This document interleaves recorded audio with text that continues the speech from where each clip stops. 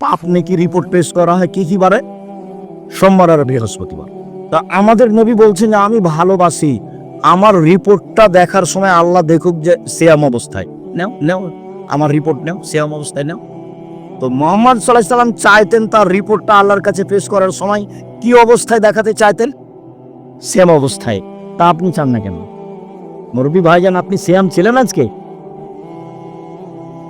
চুপ হয়ে যাচ্ছেন কেন? এই কি সুলি ফাঁসি নাকি? এই কি হাইকোর্ট জজকোর্ট নাকি? আদাত হয় না কেন? অভ্যাস হয় না কেন? ওইটা বাদ দিয়ে এটা করেন। বৃহস্পতিবার সোমবার সিয়াম থাকার চেষ্টা কর। আর আসলে আদর্শ দিয়ে গেলেন, আর আমি এমনি দুনিয়া থেকে চলে গেলাম, জীবন পার করলাম। তাহলে হবে? তাহলে হবে না। সম্মানিত দিনী ভাই বোন, রাসূল সাল্লাল্লাহু আলাইহি সাল্লাম বলেন, কেউ যদি ঘুম থেকে উঠে বলে লা ইলাহা ইল্লাল্লাহু ওয়াহদাহু লা শারীকা লাহু লাহুল মুলকু ওয়া লাহুল হামদু ওয়া হুয়া আলা কুল্লি শাইইন কাদির ওয়া সুবহানাল্লাহি ওয়া আলহামদুলিল্লাহি ওয়া লা ইলাহা ইল্লাল্লাহু আল্লাহু আকবার লা হাওলা ওয়া লা কুওয়াতা ইল্লা বিল্লাহ, তাহলে এখন যা বলবে আল্লাহ সেটা মেনে নেবেন। যেটা বলবেন সেটা শুনবেন, যেটা বলবেন সেটাই শুনবেন। ঘুম থেকে উঠে এই দোয়াটা পড়তে হবে, লা ইলাহা ইল্লাল্লাহু ওয়াহদাহু লা শারীকা লাহু লাহুল মুলকু ওয়া লাহুল হামদু ওয়া হুয়া আলা কুল্লি শাইইন কাদির ওয়া সুবহানাল্লাহি ওয়া আলহামদুলিল্লাহি ওয়া লা ইলাহা ইল্লাল্লাহু আকবার ওয়া লা হাওলা ওয়া লা কুওয়াতা ইল্লা বিল্লাহ। অবশ্য জাবের রাদিয়াল্লাহু তাআলা আনহু বলেন, আল্লাহর নবী বলেছেন, মামিন মুসলিমিন ইয়াবিতু আলা যিকরিল্লাহি তাহিরান, কেউ যদি ওযু করে ঘুমায়, দোয়া পড়ে ঘুমায়, ওযু করে ঘুমায়, দোয়া পড়ে ঘুমায়, এখন ঘুম থেকে উঠে আল্লাহর কাছে যা চাইবে সেটা দিয়ে দিবে। মা ইয়াসআলু মিন খাইরিন মিন আমরি দুনিয়া ওয়াল আখিরাহ, ইহকাল পরকালের যেটা চাইবেন সেটা দিয়ে দিবেন, যেটা চাইবেন সেটা দিয়ে দিবেন। এই কথাটা লাগানো আছে ওযু করে ঘুমাতে হবে। কি করে ঘুমাতে হবে? ওযু করে ঘুমাতে হবে। জি উপস্থিত দিনী মুসলিম বোন, বুঝতে পারছেন কিছু? না হইচই করে এসেছেন আর হইচই করে যাচ্ছেন? আল্লাহকে ডাকতে শিখুন, বলতে শিখুন। আল্লাহ রাসূল বলছেন যে কুরাইশদের মহিলারা সবচেয়ে উত্তম। কেন? দুইটা কাজে তারা বেশি আগ্রহী, যত্নবান। এক, নিজের ছেলেকে লালন পালনে তারা খুব যত্নবান, এই জন্য সবচেয়ে ভালো। দুই, স্বামীর সম্পদকে হেফাজতে খুব সতর্ক, এই জন্য ভালো। আল্লাহ রাসূল বললেন যে একজন মহিলা ভালো হতে পারে তার দুইটা গুণে। এক, বাচ্চাকে ভালোভাবে লালন পালন করে। দুই, স্বামীর অর্থ সম্পদকে ভালোভাবে দেখাশোনা করে, নষ্ট করে না। যখন আল্লাহ রাসূল বলেন খায়রুন নিসায়ে, সবচেয়ে উত্তম নারী কে? এক, স্বামীর সাথে কথা বললে হাসি মুখে বলে। দুই, স্বামী আদেশ করলে পালন করে। তিন, স্বামী যখন বাড়িতে থাকে না তখন নিজেকে হেফাজতে রাখে আর স্বামীর অর্থ সম্পদ হেফাজতে রাখে। ভালো না? কিভাবে সংসার করেন জানা নাই। আপনার জীবনে আমার পক্ষ থেকে দুইটা উপদেশ থাকছে। একটা হলো স্বামীর সামনে অভিমান করবেন না। অভিমান নেই, অভিমান বলে কোনো জিনিসই নেই। অভিমান করলেই শয়তান আপনার ক্ষতি করবে। অভিমান কি? অভিমান আমাকে স্বপ্নপুরী দেখাতে নিয়ে গেল না। অভিমান কি? নাটোরের রাজবাড়িটা আমাকে একদিন দেখতে নিয়ে গেল না। অভিমান কি? এই কুরবানিতে একটা শাড়ি দিল না। এগুলো অভিমান। অভিমান করলেই শয়তান সুযোগ পায়। আর যদি আপনি বলতে শিখেন, যেভাবে আপনি রাখবেন আমি সেভাবেই খুশি, মোটা কাপড়ে আপনি খুশি তো আমি খুশি, চিকন কাপড়ে আপনি খুশি তো আমি খুশি, আমার পক্ষ থেকে প্রতিবাদ নেই, অভিমানও নেই, তো শয়তান কি করবে তাহলে? তো শয়তান মুখ বন্ধ করে সরে যাবে। আর যদি খালি অভিমান করেন আর যদি পূর্ণ না করে থাকে, তাহলে সারা রাত শয়তান আপনাকে বলবে হলো হলো 3 মাস আগে একটা কথা বলেছিলি সেটাও মানেনি, গত রমজানে একটা শাড়ি চেয়েছিলি সেটাও মানেনি, হলো তোকে তোর কোনো কথাই মানবে না। তখন ঘুম থেকে উঠেও বলে যে তোর সংসারই করবো না, যা তুই আমাকে বাদ দে, তুই সংসারই করবো না। এখনই ছেড়ে দে, এখনই ছেড়ে দে, আমি তোর সংসার করব না। তখন এ নিরুপায় হয়ে বলে যা তাহলে করবি না তো কি করবো, আর 1 তালাক 2 তালাক 3 তালাক যা। যেমন 3 তালাক বলা হয়েছে তখন আর শয়তান নেই, চলে গেছে। এখন দুইজনই ফ্রি। ইন্না লিল্লাহি ওয়া ইন্না ইলাইহি রাজিউন। এইবার ছেলে মেয়ে 3টে, যে খুব ঝামেলা। কয়দিন পরে দেখবেন স্বামী কাঠগড়ায় একদিকে আর স্ত্রী কাঠগড়ায় একদিকে। কয়দিন আগে একসাথেই ছিল। অভিমান করবেন না জীবনে। আপনি আমার দিনই বোন, আপনাকে আমি খাটো করতে আসিনি। অভিমান নেই আর প্রতিবাদ নেই। তুমি কথা বললে কেন? তোমার মা আমাকে কথা বললো কেন? তোমার বাপ আমাকে কথা বললো কেন? তুমি তোমার মায়ের কথা আমি শুনতে এসেছি? এরকম কোনো কথা চলবে না। ধৈর্যের পরিচয় দিতে হবে, সহ্য ধৈর্যের পরিচয় দিতে হবে। তাহলে সংসার সুন্দর হবে, শয়তান সুযোগ পাবে না। আর আপনাকে বলি, আপনি কোনো সময় মুখ খারাপ করিয়েন না। যখন সাহাবীগণ বললেন আল্লাহর নবী, আমরা স্ত্রীদের কি হক আদায় করতে পারি, ওরা আমাদের কাছে কি পায়, আল্লাহ রাসূল 1 নম্বরে বললেন আতেমা মাতায়েমপা তুতেমা মাতায়েমতা, তুমি যেভাবে খাও সেভাবে খাওয়াবা, খাওয়া দিয়ে কথা শুনো। আতাকসুয়া মাত্তাসাইতা, তুমি যে মানের কাপড় পরো সেভাবে পরাবা। ওলা তুকাব্বে, কটু কথা বলবো না, গালি দিতে হয় না, স্ত্রীকে মারতে হয় না, নিন্দা করতে হয় না, গালি দেওয়া হবে না, সমস্যা আসতেই পারে। আল্লাহ রাসূল বলছেন ওকে বাঁকা হাড্ডি দিয়ে সৃষ্টি করা হয়েছে, আপনি জোর করে সোজা করতে চাইলে ভেঙে যাবে, ভেঙে যাওয়া তালাক। আপনাকে ধৈর্যের পরিচয় দিতে হবে। আর তালাক দিয়ে নিজেকে খুশি করিয়েন না, তোকে জব্দ করেছি তালাক দিয়ে, এইটা দিয়ে খুশি করিয়েন না। অন্য পথ দিয়ে খুশি করেন, নিজেকে সান্ত্বনা দেন, তালাক দিয়ে নয়। মানে বেগুনের গাছে আছে 2-3টা বেগুন আছে, 2টা নিয়ে গেলেন, এখনো গাছটা আছে, আর মোলায়ের গাছটা গোটাটাই শেষ। তালাক দিলে সবই শেষ। যারা বলেছে 1 বেটাকে 3 তালাক, তো রাগে তো বলেছে তোকে 1 তালাক, তোকে 100 তালাক দিলাম যা, তারা তো আরো বেকায় দেয়।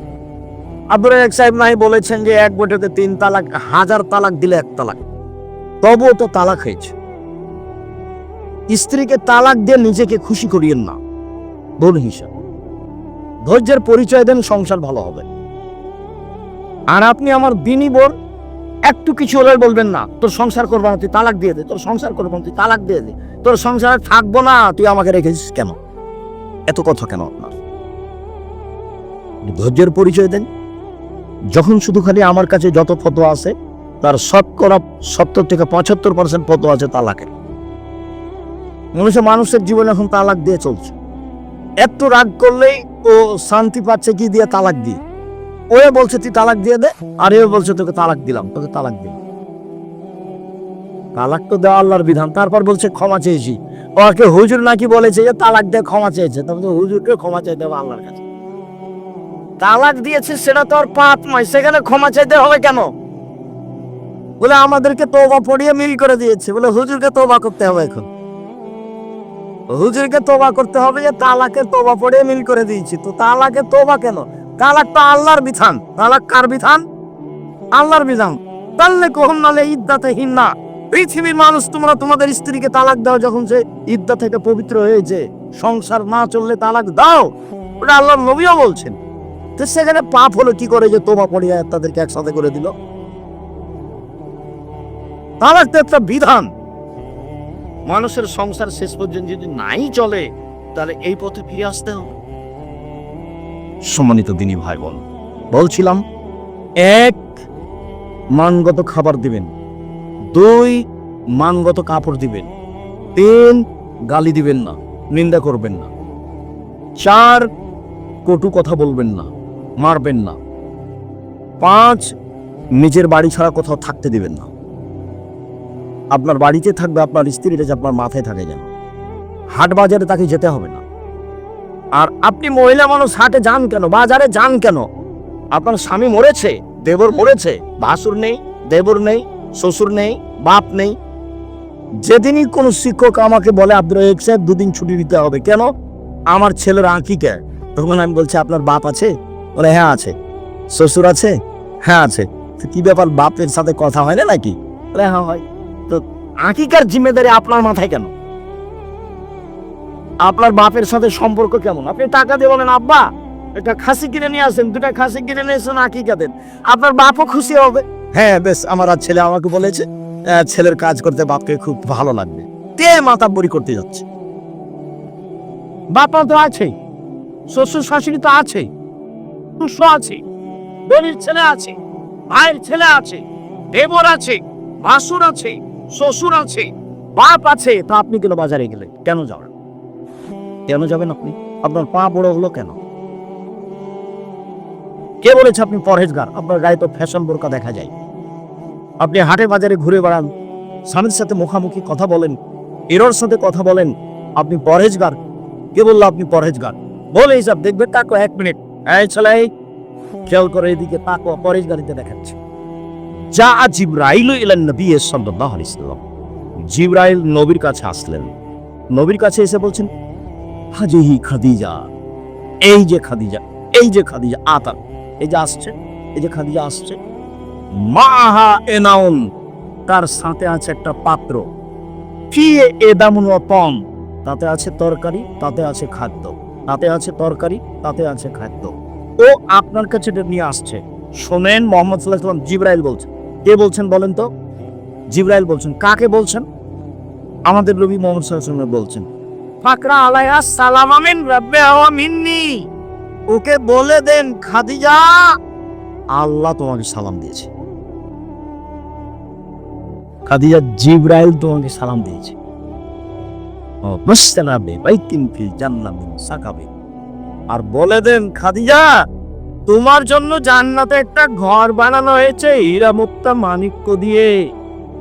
লা সাকানা ফিহি ওয়ালা নাসাবা, সেখানে নেই কোনো হইচই, নেই কোনো কষ্ট ক্লেশ ক্লান্তি, সেখানে নেই কোনো হইচই হই হুল্লাড়, সেখানে নেই কোনো কষ্ট ক্লেশ দুঃখ দুর্দশা, কিছু নেই। বলে দেন 3টা কথা। 1, খাদিজা আল্লাহ তোমাকে সালাম দিয়েছে।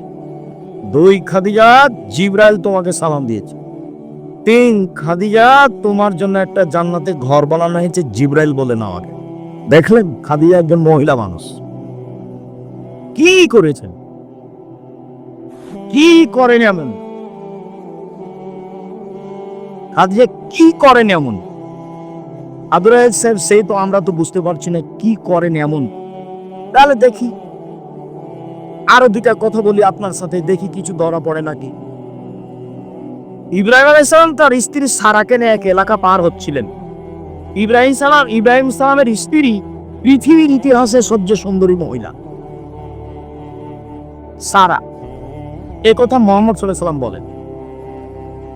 তো ইব্রাহিমকে বলা হলো যে আপনার স্ত্রীকে স্বৈরাচার সরকার ডেকে পাঠিয়েছে। তো ইব্রাহিম আলাইহিস সালাম চেষ্টা করলেন, কিন্তু রক্ষা হলো না। পৃথিবীর 2য় মহামানব ইব্রাহিম আলাইহিস সালাম শেষ পর্যন্ত বললেন, যাও, স্বৈরাচারী সরকার তোমাকে ডেকে পাঠিয়েছে, যাও। তো ভিতরে ঢুকতেই ওই স্বৈরাচারী সরকার দাঁড়িয়েছে, হাত বাড়িয়েছে, গায়ে হাত লাগাবে সেই জন্য। তখন সারা বলছেন, এই থামো, আগে অজু হবে, 1, 2 রাকাত সালাত হবে, তারপরে কোনো কথা। অজু করে 2 রাকাত সালাত আদায় করে বলছে, আল্লাহুম্মা, হে আল্লাহ, ইন কুনতু আমানতু বিকা ওয়া রাসূলিকা, আমি সারা যদি তোমাকে মেনে নিয়ে থাকি যে তুমি আল্লাহ, আমি সারা যদি তোমার নবী ইব্রাহিমকে নবী বলে মেনে নিয়ে থাকি যে ইব্রাহিম নবী, আমি মেনে নিলাম। 3, আমার জিন্দেগিতে যদি আমি আমার লজ্জা স্থানকে আমার স্বামী ছাড়া কাউকে ব্যবহার করতে না দিয়ে থাকি, এই কথা 3টা যদি আমার সত্য হয়ে থাকে, নির্জনে এই স্বৈরাচারী শাসক যেন আমার গায়ে হাত লাগাতে না পারে। কথা শেষই হয়নি, উল্টে পড়ে গেছে ও। দেখলেন না ঈমানের দাবি কেমন? পারবেন? হাটে বাজারে হ্যাঁ করে হাঁটছেন না, ঘুরে বেড়াচ্ছেন, কি দিয়ে হবে? বাড়িতে যেমন টিভি চলছে, স্বামী তো কেমন আপনি ভালো জানেন। আপনার স্বামীকে আমি খাটো করে কষ্ট আপনাকে দিতে চাই না, তবে আপনার স্বামী কাপুরুষ আমার কাছে ধরা পড়ে, এটা ঠিক।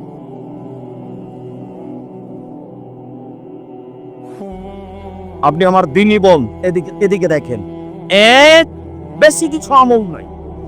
এক, আমি নবীকে মেনে নিয়েছি, আমাদের নবী মোহাম্মদ সাল্লাল্লাহু আলাইহি ওয়াসাল্লাম আমরা মেনে নিয়েছি, আমাদের নবীকে মোহাম্মদ সাল্লাল্লাহু আলাইহি ওয়াসাল্লাম আমরা মেনে নিয়েছি। দুই, আল্লাহকে মেনে নিয়েছি যে তুমি আছো, সবকিছু করতে পারো, তুমি আজিজ, এটা মেনে নিয়েছি। তিন, জিন্দেগিতে জেনা করিনি, এইটা আমাকে দিতে হবে, দিয়ে দাও। আল্লাহ বলেন ঠিক আছে দিব। ও মানুষ, আমি মানুষ নাই, ও পারে আমি পারি না, তাকে দেয় আল্লাহ, আমাকে কেন দেয় না? দিবেই তো, দিতে হবে। আমি যেটা চাচ্ছি সেটা আল্লাহকে কি করতে হবে?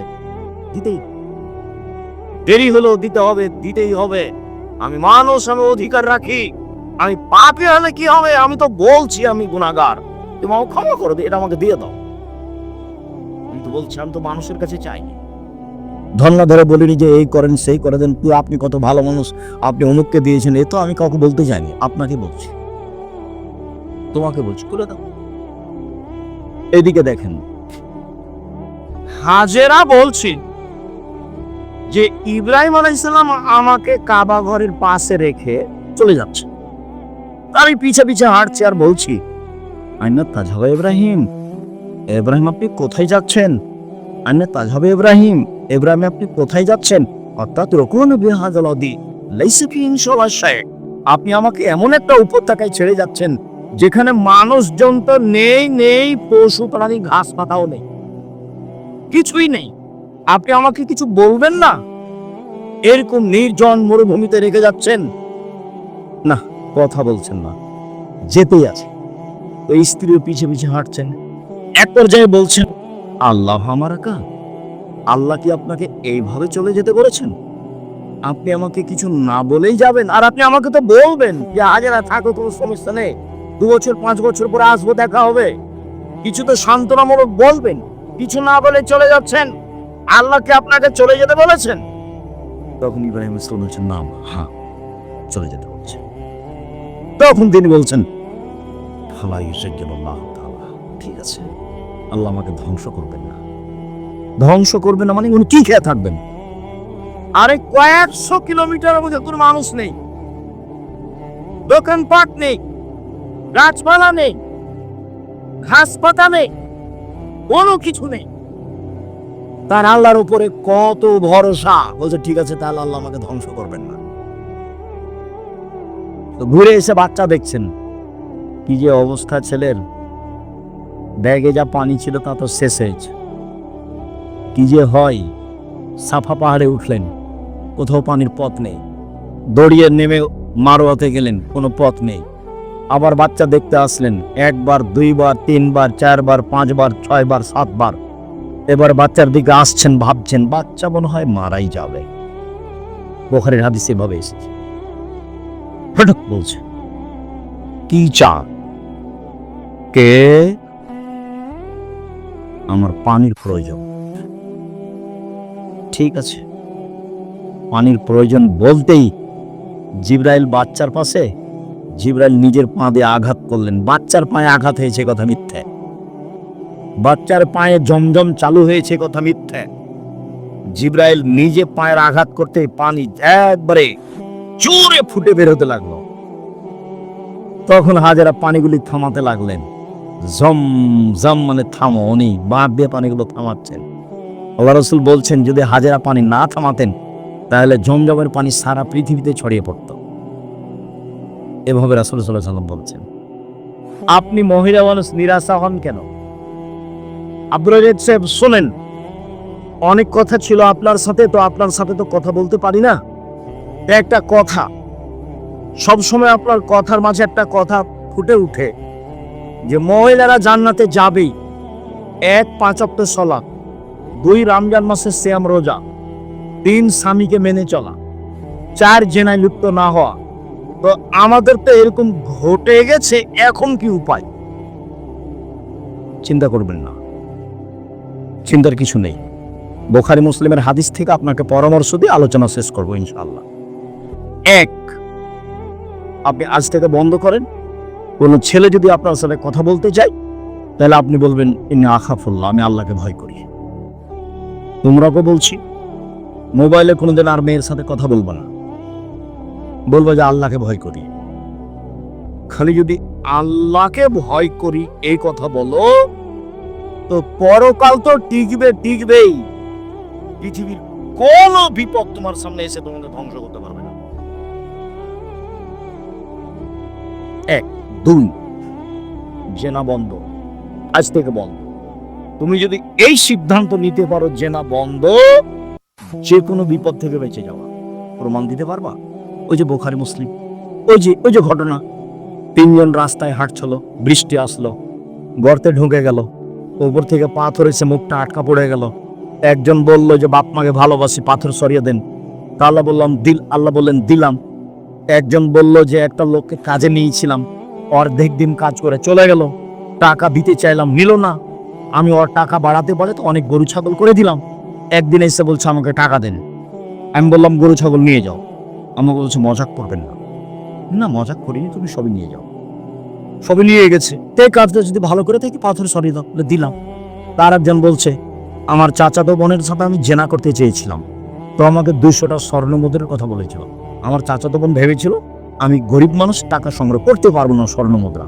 আমি হাড় ভাঙা পরিশ্রম করে লম্বা সময় 200 দিরহাম দেনার জমা করে তাকে দিলাম। আমি জেনায় বসেছি, জেনা করব। তখন আমাকে বলছে দেখ আল্লাহকে ভয় কর, আমাকে অসতী প্রমাণ করিস না। দেখ তুই আল্লাহকে ভয় কর, আমাকে জেনাকারিনী মহিলা হিসাবে গণ্য করিস না, আমাকে অসতী প্রমাণ করিস না। তা আমি অন্যায় করিনি, উঠে গেছি, তো দাও তাহলে পাথর সরিয়ে দাও। তা আল্লাহ বলছেন দিলাম। এদের বোঝা গেল না কথা? আর এদিকে আল্লাহ বলছেন কেউ যদি নিজেকে অশ্লীল কাজ থেকে ঠেকাতে পারে, আমি আল্লাহ তাকে জান্নাতুল মাওয়া দিলাম। আপনি রাতের লম্বা আলোচনা আছে, বক্তব্য রেকর্ডিং আছে, সেখান থেকে নিবেন। আপনাকে নেওয়ার জন্য আন্তরিকভাবে অনুরোধ জানিয়ে কয়েকটি জরুরি কথা, চলাচল বন্ধ করে কথা শুনবেন। আর আমি কোনো সময় আসলে আমার একটা অনুরোধ রক্ষা করবেন, কাজ মাথায় করে নিয়ে আসছেন না। আপনি যখন রাস্তায় হাঁটেন, গল্প করেন, তখন আপনার কাজটাকে আমি ঘৃণা করি, আমাকে ভালো লাগে না। আর আমি আমার কথার উপরে খুব বিশ্বাসী যে আমি কোরআন হাদিসের কথা বলি। আমার জীবনে আমি কোনোদিন রূপক অপ্রয়োজনীয় কথা বলিনি। তো আপনার হেঁটে বেড়াটা, আপনার গল্প করাটা, আপনার চায়ের স্টলে বসে থাকাটা, এটা আমি ঘৃণা করি। কাজে এই সময় আপনি আমাকে কাজ দেখাবেন না। কি করবেন গিয়ে? দোকানে বসে থাকবেন, নাহলে বউয়ের সাথে গিয়ে ঝগড়া লাগাবেন। কি কাজ? আমি তো আপনার এলাকায় থাকি, যে আপনার কাজ আমি খুব ভালোভাবে বুঝি। আর জমি জায়গার চাষ যদি বলেন, তা আমার আব্বা কৃষক মানুষ ছিলেন, আমিও কৃষকতাকে ভালো বুঝি। জমি চাষ করা কিভাবে, ধান উৎপাদন হবে কিভাবে আমার আব্বাকে আমি দেখেছি। এই যে আপনার কাজকর্ম আমি ভালো জানি। উপার্জনের পথ 4টা। এই ছেলে, উপার্জনের পথ কয়টা? 4টা। 1 দিন মজুরি, সন্ধ্যায় টাকা শেষ হবে। 2 চাকরি, 25 দিনে সাধারণত টাকা শেষ হবে। কয়দিনে? 25 দিনে, বাকি 5 দিন ধার কর্য করে চলবে। 3 জমি চাষ, মাস শেষে বছর শেষে লাভ লস সমান বা লস বেশি। এবার আলুতে খুব লস থাকলো। 4 ব্যবসা। তখন আল্লাহ রাসূল বলছেন সত্যবাদী বিশ্বস্ত ব্যবসায়ীরা নবীর সাথে থাকবে। তাহাজ্জুদ পড়ে থাকা যায় না। 2টা মেয়ের লালন পালন করলে নবীর সাথে থাকা যাবে। 2টা মেয়ের, 3টে মেয়ের লালন পালন করলে নবীর সাথে থাকা যাবে। একটা সহজ পথ নবীর সাথে থাকার, কি? সত্যবাদী বিশ্বস্ত ব্যবসায়ী। আমি বলিনি এই কথা, মোহাম্মদ সাল্লাল্লাহু আলাইহি ওয়াসাল্লাম বলছেন। আত-তাজির আস-সাদিক আল-আমিন এখনো ইয়ামাল কিয়ামামা শুহাদা সিদ্দিকুন নবী ও নবী। সত্যবাদী বিশ্বস্ত ব্যবসায়ীরা বিচারের মাঠে সিদ্দিক, শুহাদা, নবীদের সাথে থাকবে। এটা আমার মুখের কথা নয়। 2 আত-তিজারাত মাল কিজল হালাল। ব্যবসাতে মিথ্যা কথা এসে যায়, ব্যবসায় কসম চলে আসে। ফাসুবহু বিসাদকা, দান করে মিটিয়ে দাও। তো দিন মজুরি করলে তো দান করতে পারবেন না, ও তো সন্ধ্যায় টাকা শেষ হয়েছে। চাকরি করলে তো 25 দিনই গেছে, কয়েকদিন ধার কর্য করে গেছে। আর জমি চাষ করলে তো লাভ লস সবাই বুঝে। তাহলে কিছু করতে হলে কি করতে হবে? ব্যবসা। রিস্ক নিয়ে ব্যবসা করতে হবে, পিছু হটার কোনো সুযোগ নেই। আব্দুর হিসাব আমি করেছিলাম 10 লাখ টাকা লস, চিন্তা করবেন না, পিছু হটার সুযোগ নেই, ব্যবসায় করতে হবে। তবে যে ব্যবসা ধরে আছেন সেটাকে সহজে বাদ দিয়ে আরেকটা করতে যাবেন না, ওটা আল্লাহ রাসূল না করেছে। হ্যাঁ, এইটার চেয়ে একটা ভালো ব্যবসা আপনি বুঝতে পারছেন আপনার বিদ্যা বুদ্ধি দিয়ে, তখন ওটা শুরু করবেন। একটা টোটালি ছেড়ে দিয়ে আরেকটা যাবেন না, নাহলে মায়ের খাওয়ার সম্ভাবনা আছে। তাহলে রুজি উপার্জনের সবচেয়ে উত্তম পথ কোনটা? ব্যবসা। আমি চকলেট দিয়ে ব্যবসা করতে বলি, আমি বলেছি সবচেয়ে কম পয়সার ব্যবস্থা কি? চকলেট। আমি বলিনি যে চকলেটেরই ব্যবস্থা করতে হবে। আমি বলেছি শ্বশুরের কাছে যৌতুক নিও না, চকলেটের ব্যবস্থা করো। তা আমি কি চকলেটেরই ব্যবস্থা করতে বলেছি, না লোন লাগবে না কিদের ব্যবস্থা কিসের করতে হবে? কম টাকা, তাহলে লোন নেওয়া লাগবে না। কলার ব্যবস্থা করতে বলেছি, লোন নেওয়া লাগবে না। আর কলকাতায় হিরোইন কিনে ঢাকায় বিক্রি করতে নিষেধ করেছি, শ্বশুরের কাছে টাকা নিতে নিষেধ করেছি, খুব শক্তভাবে নিষেধ করেছি। এবং একথা বলেছি, ভিক্ষা করে টাকা দিয়ে চাউল কিনে ভাত খেয়ে ইবাদত কবুল হবে, শ্বশুরের কাছে যৌতুক নিয়ে এসে টাকা দিয়ে চাউল কিনে ভাত খেয়ে ইবাদত কবুল হবে না। শ্বশুরের কাছে টাকা নেওয়া জুলুম, ওটার নাম কি? যৌতুক। সন্ধ্যা হতে হতে টাকা ফেরত দিতেই হবে যে কোনো মূল্যে। নিজে উপার্জন করে খেতে শিখো, দিন মজুরি করে খাও, সহজ পথ। ব্যবসা করো ছোট, সহজ পথ। শুকরিয়া, জাযাকুমুল্লাহ খায়র। সম্মানিত দিনী ভাই বোন, আপনাদের সাথে জরুরি কথা কোনোদিন আসলে এই থামো, ছেড়ে থামো, সবাই উপস্থিত হওয়ার চেষ্টা করবেন ভাই বোন সবাই। এক, জরুরি কথা, আল ইতিসাম পত্রিকা সহ অন্যান্য বইগুলি নিয়ে যাবেন। যে আলোচনা করছিলাম সে আলোচনা উপদেশ বইয়ে আছে আর আদর্শ নারীতে আছে। জরুরি কথা, সামনে মাসে 6-7 সম্মেলন, সবাই আসবেন, দেশ বিদেশের আলেম ওলামা আছে। 6-7 নভেম্বর সম্মেলন। আর জামিয়া সালাফে ভর্তির তারিখ হলো 1 জানুয়ারি। ডিসেম্বরের ফরম 1 জানুয়ারি ভর্তি।